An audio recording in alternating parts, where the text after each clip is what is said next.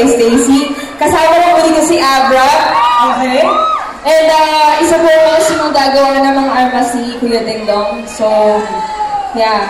Astig yan. Silang dalawa ni Abra, pinagtulungan yung armas. Ayan. Ni Makoy, sa Kawadas. Yes. Siyempre, yung paulit-ulit natin naririnig na kanta na Deadma ay, siyempre, kinanta rin ni Miss Julian San Jose with Of course. Kaso, hindi namin makakanta ngayon kasi wala siya. Ayan. Okay. Maraming salamat, Julian. Maraming salamat po again. Kumot, December 25 na po yan. Maraming salamat po sa lahat ng mga nagpunta po ngayon. Ang susunod naman po natin wait na. Ayan. Ano kailangan hawakan mo? Susunod naman po. Wait na. Kilala niyo na ba kung sino yung susunod na lalabas dito sa stage?